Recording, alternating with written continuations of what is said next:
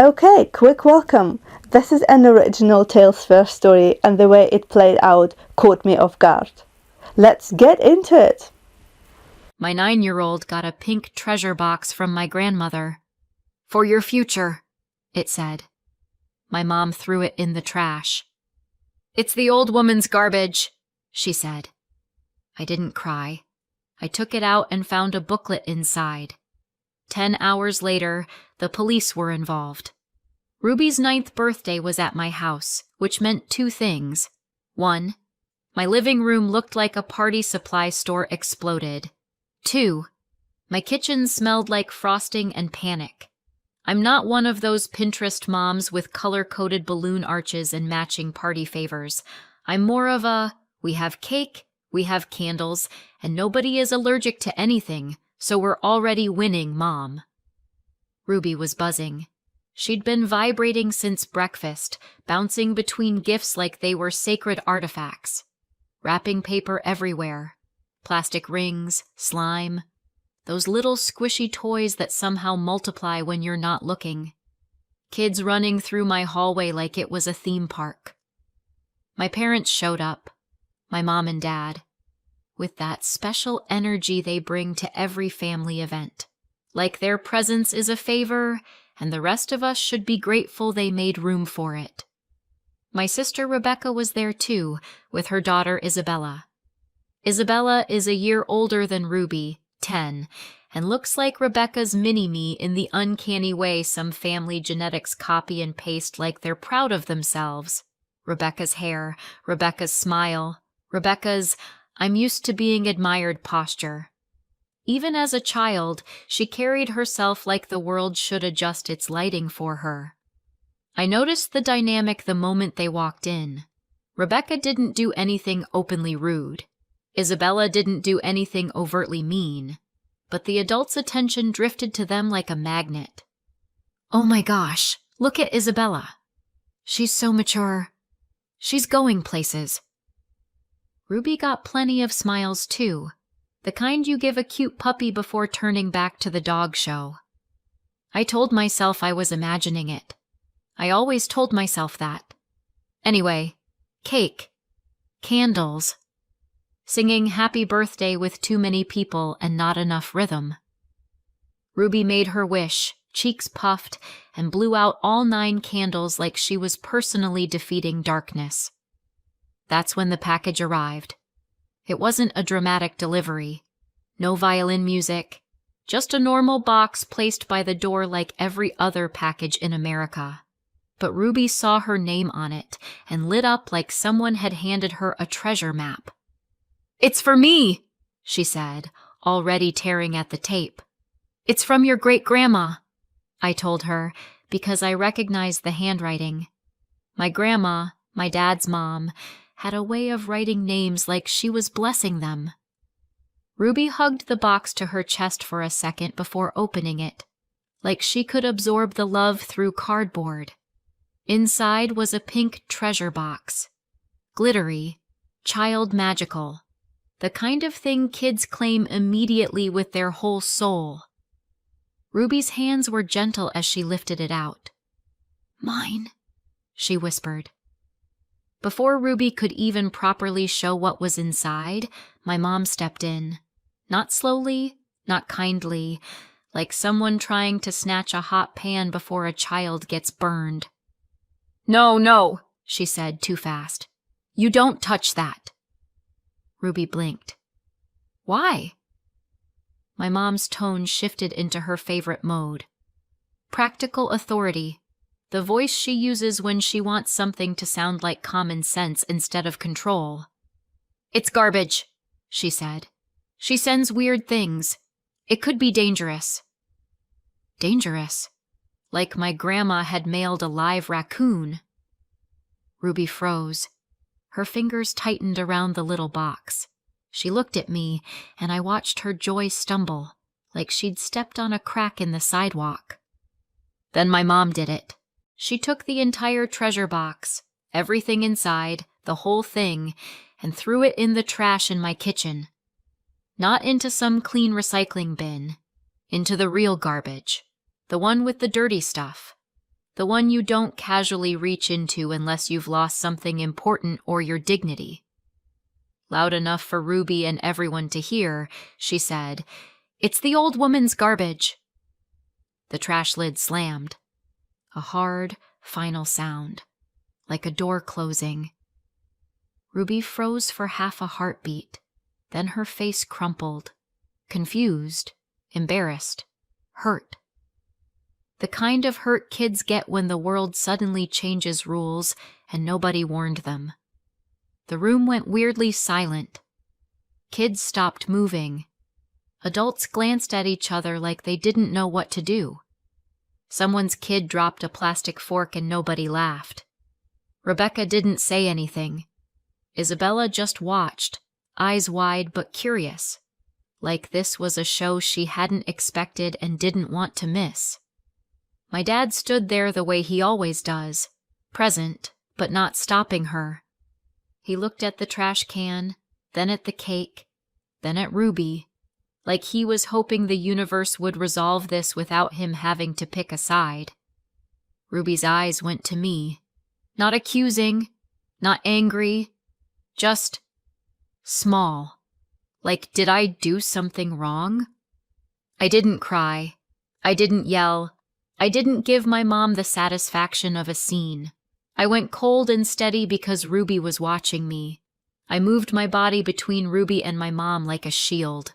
Not dramatic, just instinct. Like when you step in front of your kid without thinking. "Go with the kids for a minute, sweetheart," I told Ruby softly. "Go show them your other gifts." Ruby hesitated, still staring at the trash like her treasure box might crawl out on its own. Then she nodded and shuffled away, trying to be brave, trying to act like she wasn't shattered. The moment she was out of earshot, I turned back to my mom. "Calm and flat," I said. "You need to leave." My mom laughed like I'd told a joke. "Because of some garbage? You're really doing this right now?" I didn't argue. I didn't explain. I didn't debate whether humiliating my child was garbage or principle. I repeated it. "Get your things. Leave." My dad's eyes flicked to mine. I could see him considering the old pattern. Smooth it over, keep the peace, don't upset your mother. Then he did what he always does. He followed her out. They left together. Rebecca stayed. Isabella stayed. The party continued, because kids don't know what to do when adults rupture the air and parents are trained to plaster smiles over disasters. But the feeling had changed. Ruby laughed less. She kept glancing toward the kitchen like the trash can was a monster. Later, when the guests were gone and it was quiet, Ruby was still off. She asked the questions that hurt. Why did Grandma throw it away? Is it bad? Does Great-Grandma not like me? I pulled her close and kept it age safe. It wasn't your fault, I told her. Sometimes grown-ups get stressed and act wrong. Great-Grandma loves you. That gift was for you. Ruby's voice went tiny. Then why did she throw it away? I swallowed the anger like a hot coin. I don't know, I said, because I couldn't say, because your grandmother thinks she owns the world and everyone in it. Not to a 9-year-old. I tucked Ruby into bed later with extra softness, like my hands could undo what my mother had done. And after Ruby was asleep, I went to the kitchen trash. I pulled out the treasure box from the dirty garbage, cleaned it off, and only then did I open it properly for the first time. Inside, I found the booklet. It had banking language. Ruby's name. The kind of paperwork grown-ups fight over. I still didn't know what it meant, only that my mom had reacted like she did. I didn't say anything out loud yet. I just put it aside and stared at it until my eyes felt dry. 10 hours later, the police were involved. My grandma is my dad's mom. That's an important detail in my family because my mother has always acted like it means everything my grandma does is optional. Optional love, optional gifts, optional respect. When I was little, my grandma used to send small things, birthday cards with cash taped inside, little for later envelopes. Not huge money, just the kind of careful, old-fashioned generosity that says, "I thought of you." My mom always opened them first. I have one memory I can replay like a home video. I'm 10. I'm in the hallway. I spot my grandma's handwriting on an envelope. Before I even touch it, my mom's voice cuts through the air. "Give it here." Not "let me help." Not "let's open it together." Just command. She peels the tape, counts the bills, and says, "We'll keep it safe." Like the money belongs to her the second it enters the house. When you're 10, you can't prove anything. You just learn the rules. My dad used to soften it. He'd hand me the card later and say, "Just call her, okay?" Like he was trying to keep peace in a house that didn't allow peace. He never fought my mom head on. He just tried to smooth the edges after she cut them. Rebecca, my sister, was different. She could do no wrong. If she wanted something, my mom called it smart. If I asked a question, my mom called it starting trouble. It wasn't one big event. It was 1,000 tiny moments where Rebecca got the benefit of the doubt and I got the side eye. By high school, Rebecca had become my mom's right hand. I can still picture it. Rebecca sitting next to my mom on speakerphone for bank stuff, writing down confirmation numbers like it was a job. My mom would say, "Don't worry, I handle these things." And Rebecca would nod like that was a compliment, not a warning. My dad got pushed out in quieter ways. At dinner, if Dad disagreed, my mom would cut him off with, "Ask your mother," and he'd go quiet like he'd learned silence was cheaper than a fight. As an adult, I moved out. But the pattern didn't. My mom still insisted it was easier if important mail and packages went through her. She framed it like help, like convenience. And because it's wrapped in family and help, it's hard to call out without sounding dramatic. Then Ruby was born. And I realized Ruby didn't just make me a mother. She made my mother feel entitled in a new way. Ruby became the newest lever. Let me handle it. I'll keep it at my house. I'll manage the mail. All disguised as support. Meanwhile, Rebecca had Isabella and the favoritism didn't stop at siblings. It inherited. It was subtle enough that I couldn't prove it because nobody said the quiet part out loud. It showed up in the way space got allocated. If there was one good chair, Isabella landed in it. If there was one extra slice, it drifted her way.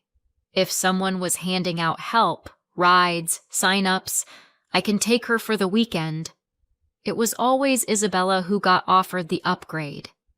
Ruby wasn't mistreated.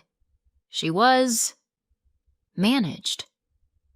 A quick smile, a pat on the shoulder, and then attention moved on like she'd already been accounted for, and I'd hear my own thoughts do the old dance. Maybe I'm making this up. Maybe I'm just sensitive.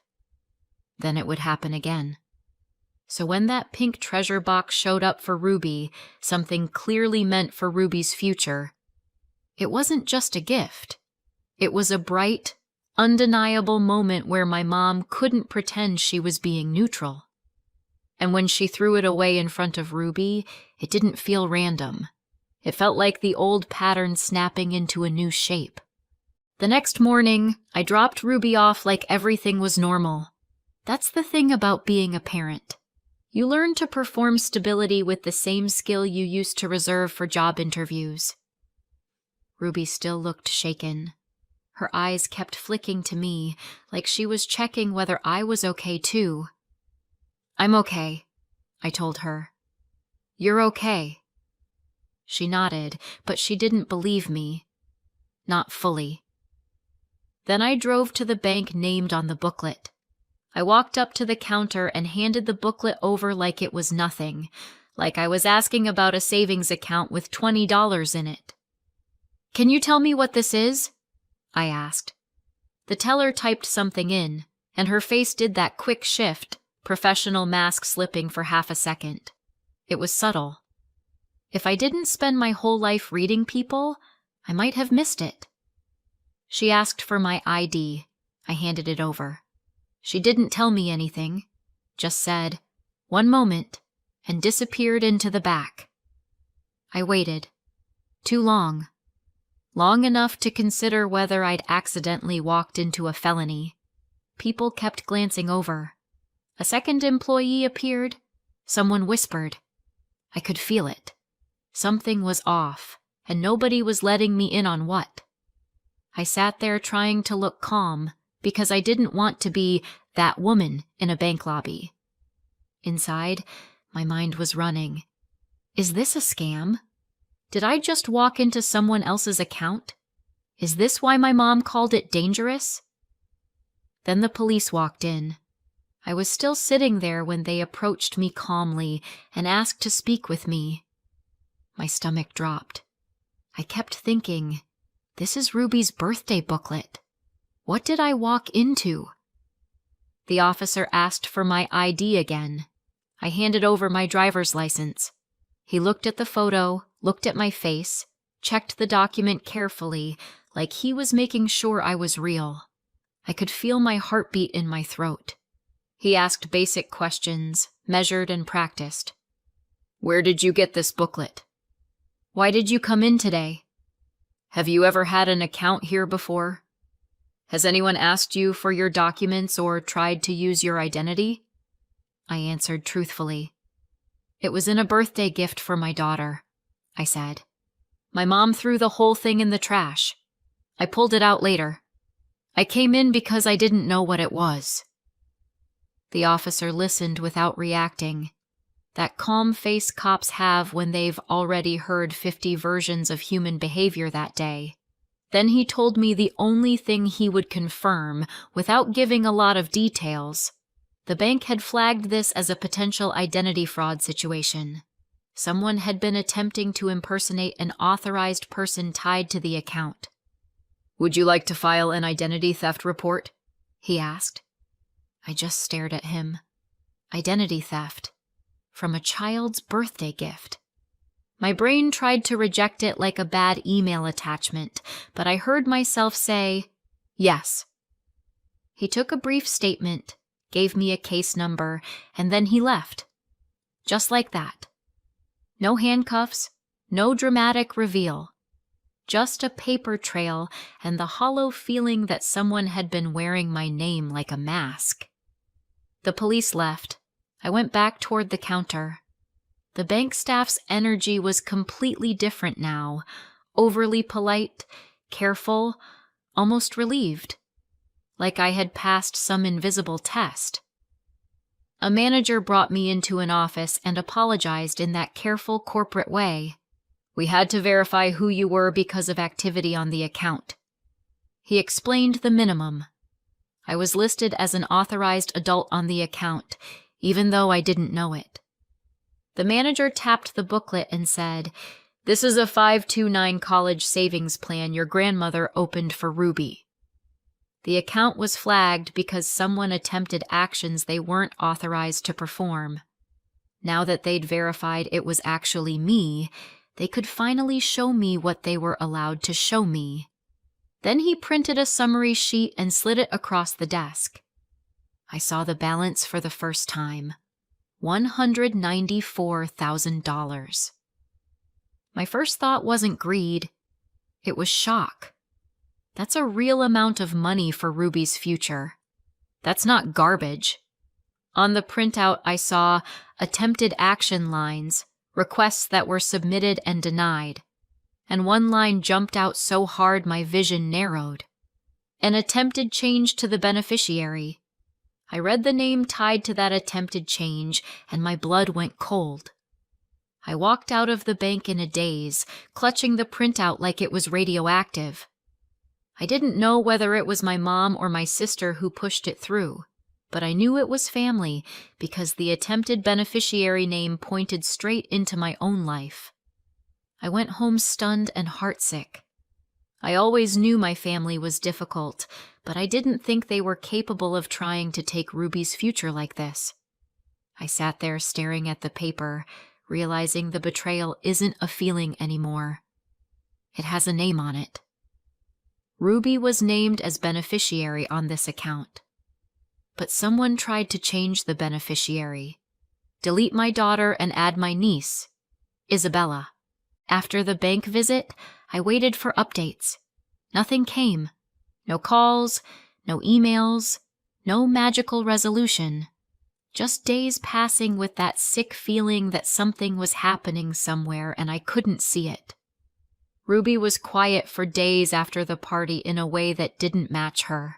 Not sulking, not dramatic, just smaller.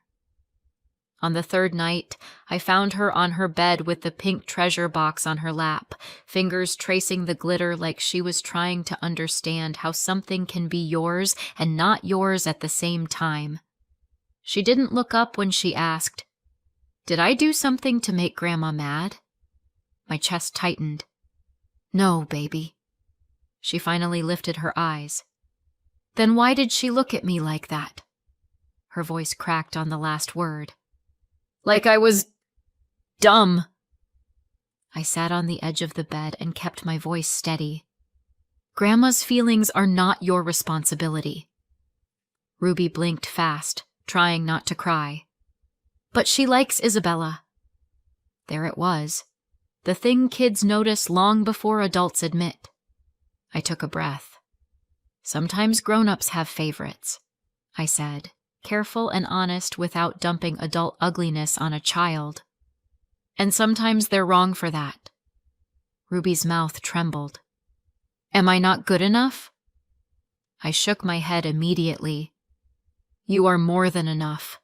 You don't have to earn love with grades or trophies or being easy. You are my kid. That's already enough." She stared at the treasure box, then whispered, "So, I didn't lose?" I swallowed. "No," I said softly. "You didn't lose. And nobody gets to decide your value in my house. Nobody." Ruby leaned into me like she'd been holding her breath for days. I wrapped my arms around her and held on until her shoulders unclenched. Then she pulled back and said, very small, "Can we keep it on the shelf where they can't touch it?" I nodded. "Yes, that's exactly where it's going." 4 days after the bank visit, my phone rang.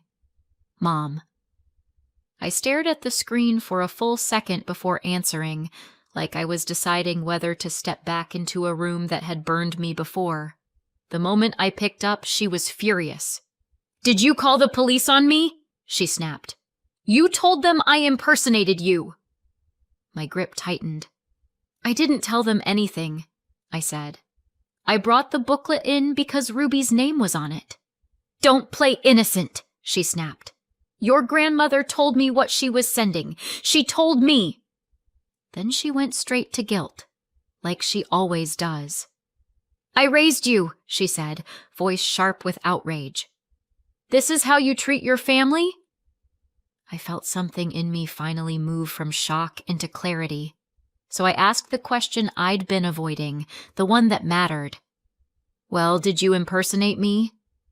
She didn't deny it like an innocent person denies something. She denied it like a person who believes denial is power. "No," she said. "I'm your mother.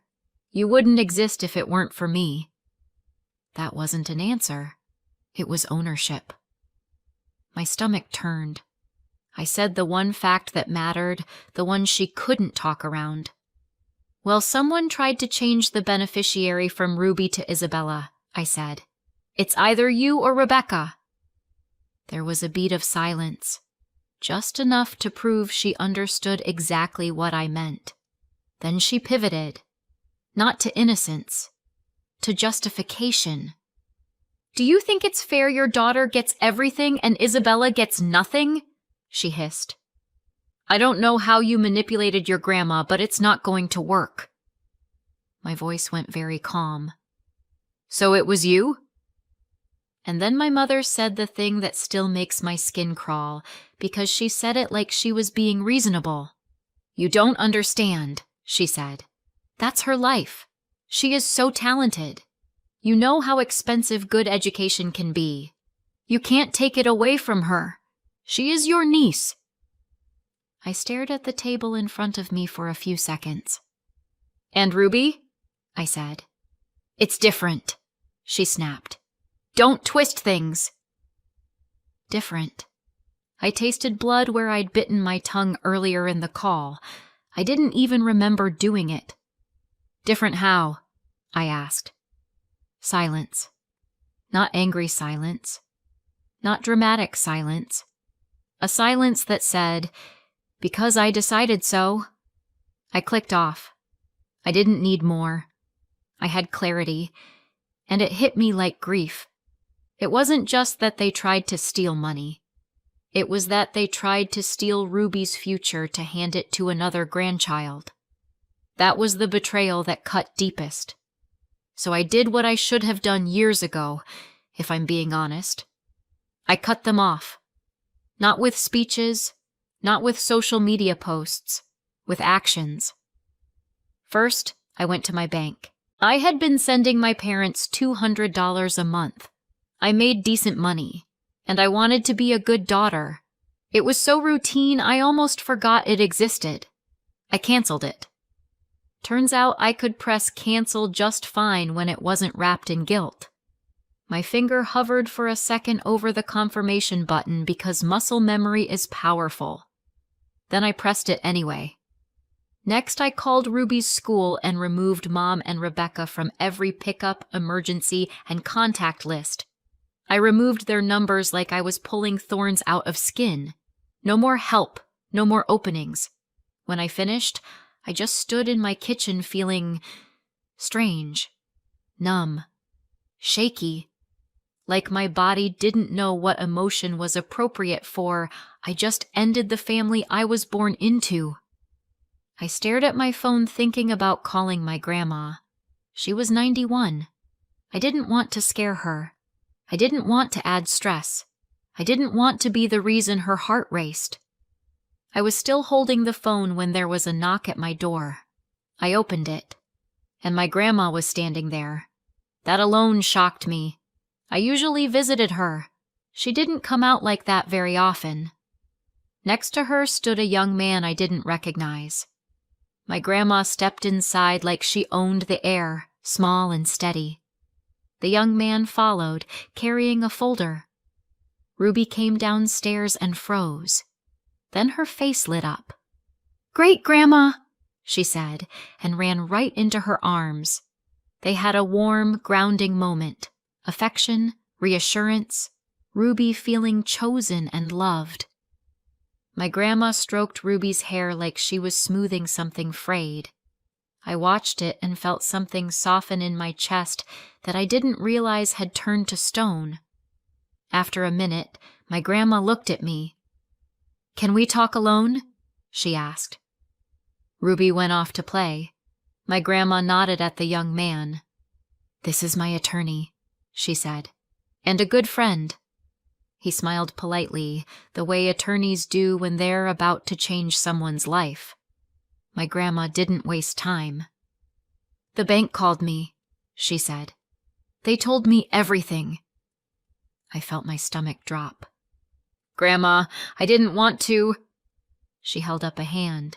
"You did nothing wrong."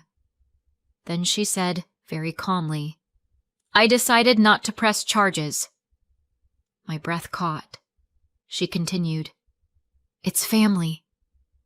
And then her voice cracked just slightly. "But I am heartbroken," she said. "And I am betrayed." She looked at me like she was studying my face, making sure I understood the difference between mercy and forgiveness. "That treasure box," she said, "was only one piece of my estate." I swallowed. "Grandma." She shook her head. I had planned to split things fairly, she said. I believed in being fair. Her eyes sharpened. After what your mother and Rebecca tried to do, I don't feel comfortable giving them money. She didn't shout. She didn't rage. She pronounced it like a decision. Your mother gets nothing, she said. My mouth went dry. Your father gets nothing, she added, and that one landed heavier than I expected. He has watched this favoritism for years and called it peace. She paused, then said, Rebecca gets nothing. I stared at her, shocked by the precision of it. Then she added one moral nuance that made my throat tighten. Isabella isn't at fault, she said. She's a child. The attorney opened the folder slightly, ready. My attorney will set aside $200,000 for Isabella in an investment account, my grandma continued, that Isabella can access when she is 21. She said it like she was building a fence. Generous, but controlled. Something Isabella could benefit from without her mother's hands in it. Then my grandma looked at me. The rest, she said, goes to you and Ruby. She took my hand. Her grip was stronger than it had any right to be at 91. You are the only decent family I have left, she said simply. I forced a smile, wanting to support her, wanting to be strong. In my head, I was doing math. I expected maybe 300, 400,000 in savings. A lot, but not life-altering. The attorney slid a paper toward me, and I stopped breathing. It wasn't a few $100,000.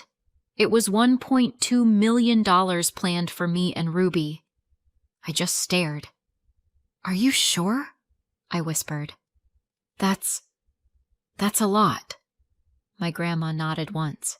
Yes. Then she leaned closer. And you will keep it secret, she said. No fighting, no retaliation, no begging at your door. The attorney added quietly, the paperwork is already signed and in motion. My grandma's voice went soft for the first time all day. The truth is set in ink, she said. And I realized something. Ruby wasn't just protected. The people who chose favorites lost access. And the door my mother slammed on my child's birthday? It didn't just close. It locked. 3 years passed. No contact the entire time. Ruby was 12 now, taller, braver. Still Ruby. We lived comfortably in a nice house. Not flashy, but solid. Safe. The kind of home where you don't flinch when the doorbell rings. Except one day, there was a knock. I opened the door.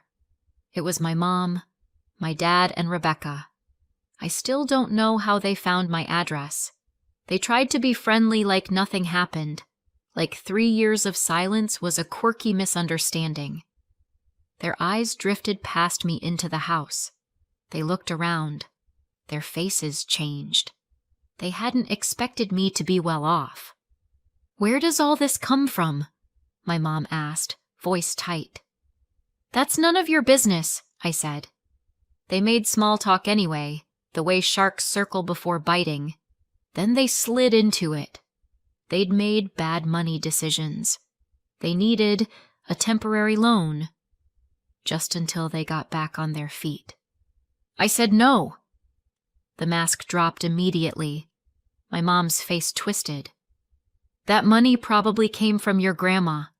It should belong to all of us. I told them to leave. They left angry, muttering about family like it was a legal claim. Later, I visited my grandma. She was still alive and living in assisted living, sharp as ever. Ruby and I visited regularly. We were close, real close. Before I could even bring up the knock at my door, my grandma beat me to it. They came here, she said. My stomach tightened. Who? Your mother. Your father. Rebecca, she said. And the way she said it told me everything. like names that hadn't been spoken in a long time. I stared at her. They haven't come to see you in years. She nodded, almost amused. 3 years, she said. Not a card, not a call, not a visit. Then they see your house, and suddenly they remember I'm alive. Ruby sat beside her on the couch, quiet and small, listening without really listening. My grandma took a slow sip of tea. They tried to act polite, she said. Like 3 years of silence was nothing. Like you were the one being dramatic. I felt something bitter rise in my throat. What did they want? She didn't hesitate. They wanted to know where your money came from, she said. And then they wanted to know if I could still change it. Of course they did. They tried to pressure you, I asked. My grandma gave me a look like I'd asked whether water was wet. They tried. And what did you say? I asked, even though I already knew she wouldn't bend. My grandma set her cup down gently. I told them it's in an irreversible trust, she said. It can't be changed. She didn't sound angry. She sounded finished. Then she added, quiet and deadly, I was planning to split everything equally once. Then they showed me who they were. I pictured them standing in her assisted living apartment, smiles too wide, hope in their eyes, not hope for her, just hope for the money.